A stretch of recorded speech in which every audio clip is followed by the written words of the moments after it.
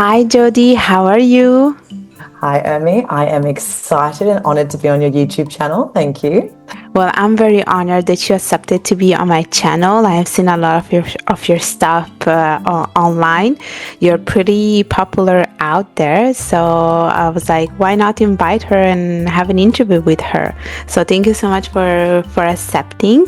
And today's topic will be really about how to land at TEDx, especially for this is coming from someone who wants to give a TEDx eventually, and I know that people who are interested in delivering a message, people who are interested in working on their public speaking skills, usually TEDx is their end goal or one of the things they want to achieve. So we will go over that topic, especially because I know you are an experienced speaker. But before that, do you want to tell us a little bit about yourself?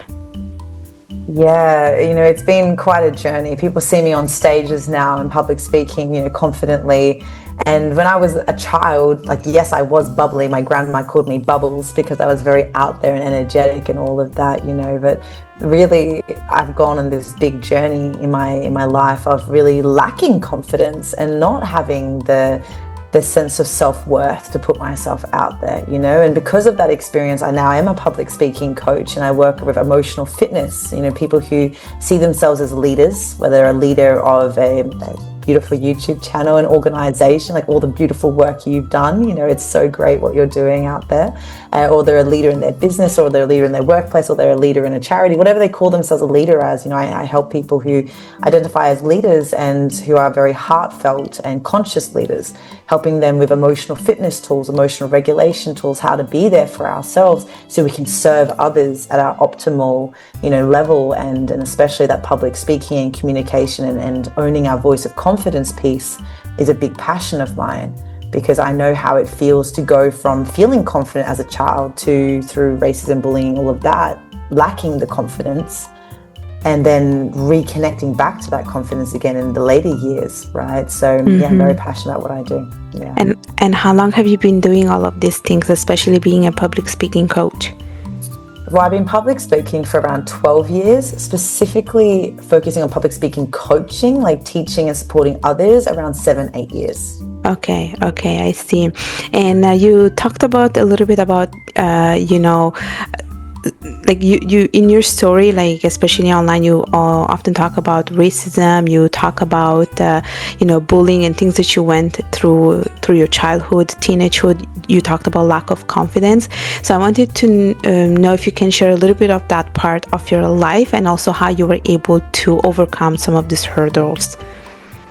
Yeah, during especially high school, because we moved so much in my life, you might have heard from different channels, I moved 16 times before I turned 18 and had that constant changing kind of environment. And when I was in my high school years, I actually formulated pretty bad social anxiety. I could barely leave the house. I was scared that people who saw me on the street were judging me, and it got pretty severe. And the moment it really shifted, I won't go into the whole story, but the moment where it really shifted was when, there's this quote from George Bernard Shaw, which is, life is not about finding yourself.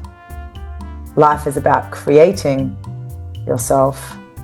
And I made a decision when I was going from high school into university that I'm going to create myself in who I desire to be. Like that old story about, oh, I don't have confidence, I can't do this, I can't do that, people make fun of me. I was like, I actually can rewrite that. Like, no one knows me at university. I can really step into the full potential of myself when I walk through those uni doors, right? And it was through contribution. It was through mentoring and volunteering during my university years. I volunteered countless hours. I got many awards because I was putting myself out there a lot, helping others. And it was through contribution, it was through serving others that I realized, hang on a second, my voice matters. And not just because I'm worthy of having a confidence, in my voice, but my ability to own my voice directly helps other people.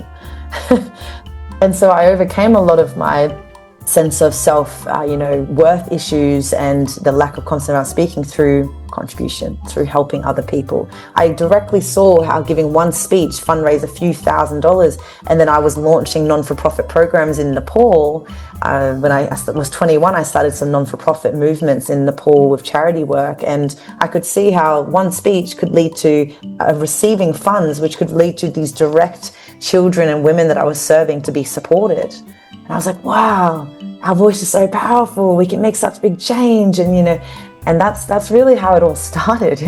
Yeah, I love everything that you have shared just now. Life is not about finding yourself, it's about creating yourself.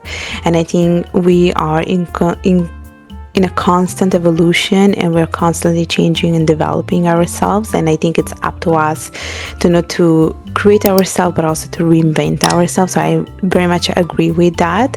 And also you talked about some of the humanitarian work that you do, which is also why I like your profile, because I'm also very much like that. I do a lot of humanitarian work, and I feel like, there was also a moment in my life where I had to, find myself or recreate myself by doing some of the humanitarian work that I do right now. So I'm able to relate a lot with that. I feel like we are able to, use our voice and make a change and discover ourselves by doing some of these things, by giving back. So I very much resonate with you a lot. And out of curiosity, I want to know where you were born, especially because you said you lived in many different countries, and I know you live in Bali right now. So I want to know where you were born, and I don't want you to list all of the 16 countries, but maybe say which ones were your favorite. Yeah, well, actually, it was 16 homes, not countries, before I was 18. Yeah, okay. But I have lived in many countries over the years, and I've traveled to now 34 countries around the world, which has been amazing. But I was born in Australia, and I'm a first generation Australian, which means I was born in Australia, but my parents weren't. And so my dad was born in the Netherlands, and my mum was born in China. And so I had this multicultural heritage, but the funny thing is I hadn't really traveled to any country until I went to Nepal when I was 20, and that's how I fell in love with that country. I felt a sense of belonging in Nepal because they actually thought I was Nepali, which was wild to me. Yeah. And they called me Sandhya, which is my Nepali name. And then when I returned from that humanitarian trip, the earthquakes of the 25th of April had ripped through Nepal, and when I just turned 21, it was on my birthday. And so the earthquakes happened on my birthday, and I thought, I found a sense of belonging in Nepal. I love the people in the country. Now they need help, and I was literally born on the day that they're having this massive earthquake, and I thought I was literally born to help these people. Like, oh my gosh, Yeah. And that's when I had my first overseas trip, was really Nepal. And then since then, the rest is history. Now I've traveled and spoken around the world. And I live in Bali now. So it's nice. Beautiful villa is here in Bali. Nice. I love it. So now let's move on to our main topic, which is how to deliver a TEDx, or also TED Talk in general. So I want to know if you can walk us a little bit through the process, the challenges, because I find it really hard to, get into that first step. So I don't know if you can walk us through the whole process. Yeah, so I want to break it into two pieces. One is how I went through the process, and number two is how people can go through this process, in terms of how it essentially works with the application and everything. So I was actually invited on TEDx, so I didn't apply or anything. Yeah, so I didn't have to go through any of that stress around applications, because when I did my non-for-profit work in Nepal, I started an Instagram, and I was doing some, pretty cool things in Nepal. And there was this organization that had been watching me for a little while, and then they were like, hey, you're really becoming this voice in our country, and we would love to invite you on to be a voice on our TEDx stage, So yeah, they actually invited me, and they paid for me to go to that part of Nepal and stay at the accommodation, and it was amazing. In terms of the speech, I underestimated how important the TEDx speech was, because I hadn't really, at that stage, this was when I was 20 or 22, I hadn't really realized how big TED was, And obviously now I'm like, whoa, it's such a big, stage, but really back then I didn't know. So I was writing my speech, and then someone told me, you're doing a TEDx talk? That's a big deal, right? And I was like, is it? Oh. And then the feeling was like, oh, I got to do a great job at this. essentially my process was, what message did I want to have land? What was one process I wanted to have people, be able to take away? And then I was able to put my story into that speech that can then connect to what I was teaching.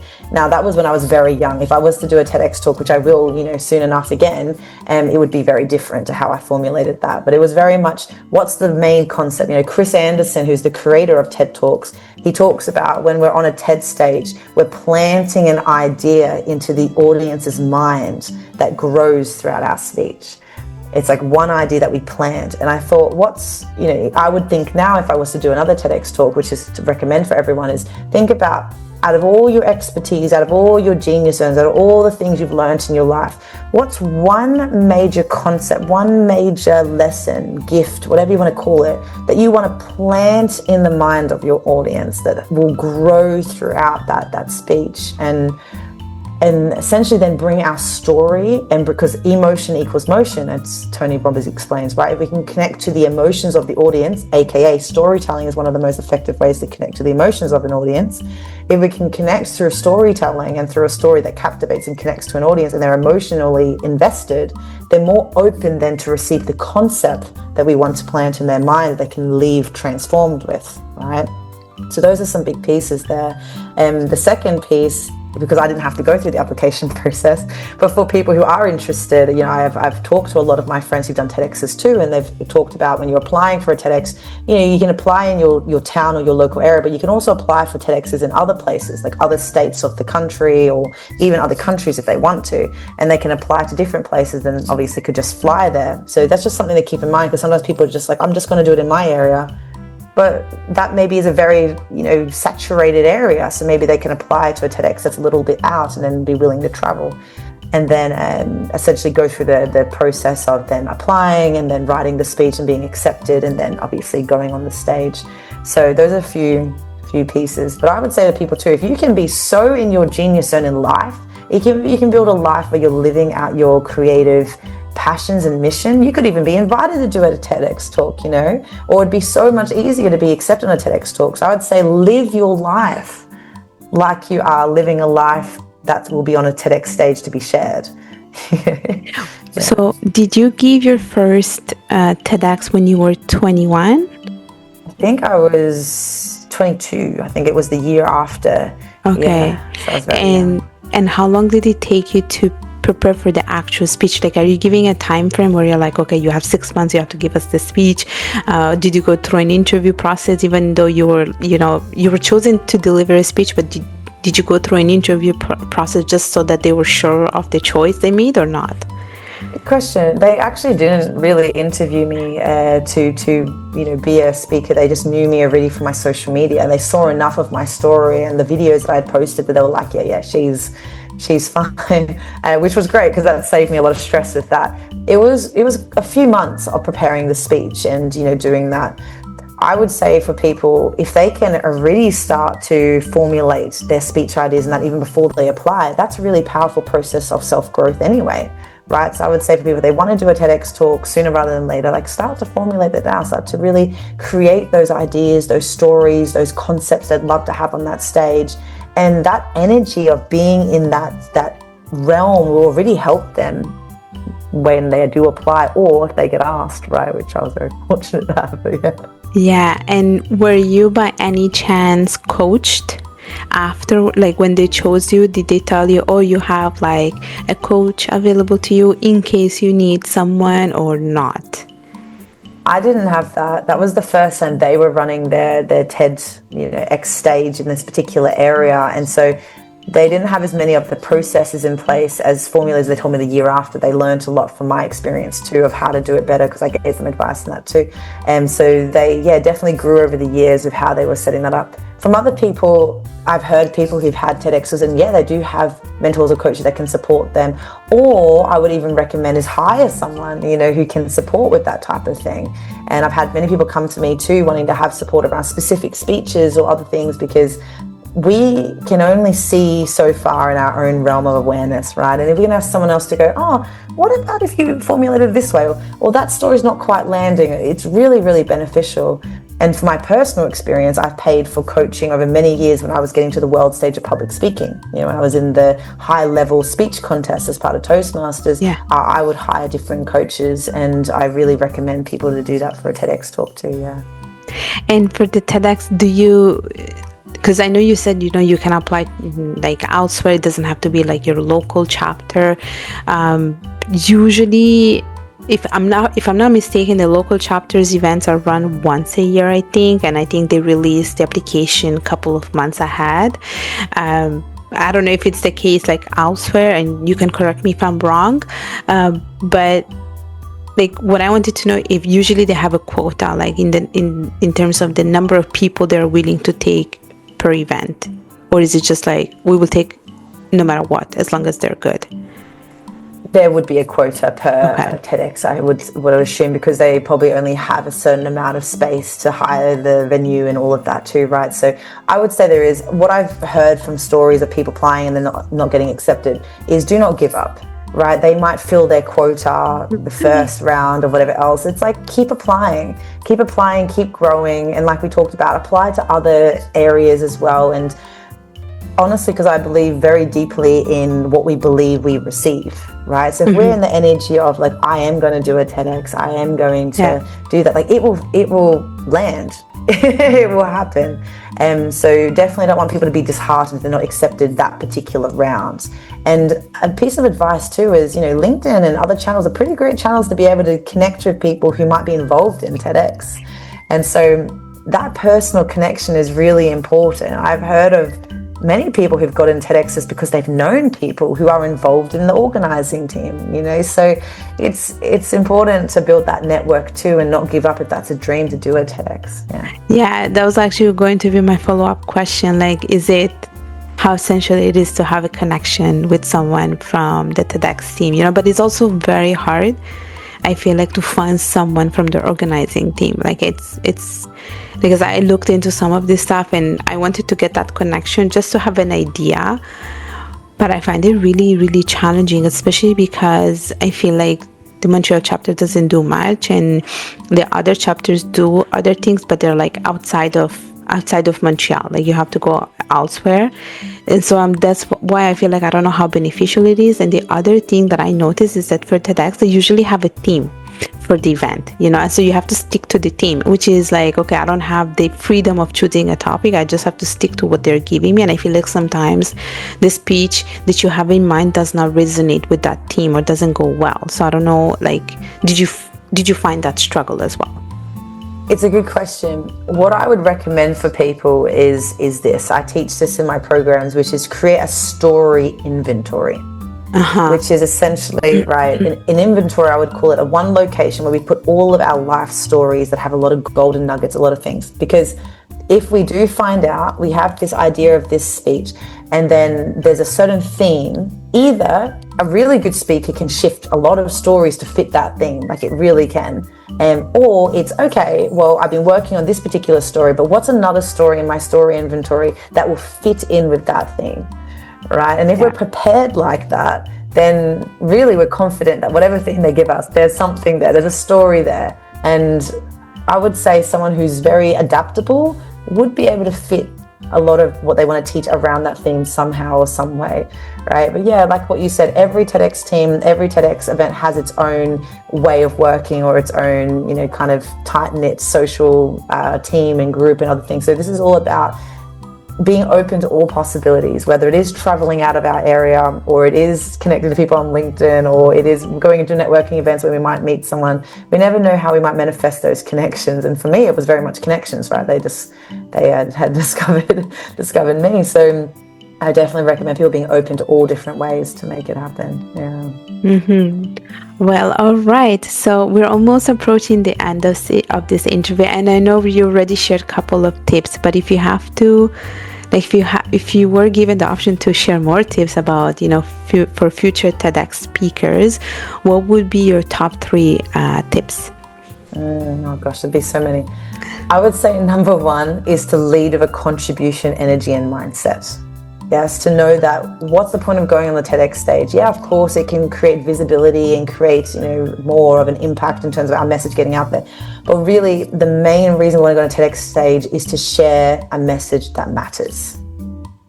A message that will make a difference to other people. So tip number 1 is have a contribution mindset and energy. Lead with that sense of I want to make a difference. Yeah, that's number 1. Number 2 is start now, today, working on our emotional fitness and emotional regulation tools, because some people find it overwhelming being on a big stage with that much pressure. And I've been on the world stage of public speaking. I understand that level, of pressure, and done TEDx's and all that. And the work to be confident on stage starts way before the stage, right? So that's why it's really important to start being able to connect to our sense of doubt or fear or uncertainty or lack of confidence, and start working on our self-worth way before we even apply for a TEDx or do any of that. Because when we have those tools already in our daily life, we're going to be able to shine way more with our confidence when it comes to those moments of high pressure. And number 3 is connected to the story inventory, which is start to really own and value our stories as valuable.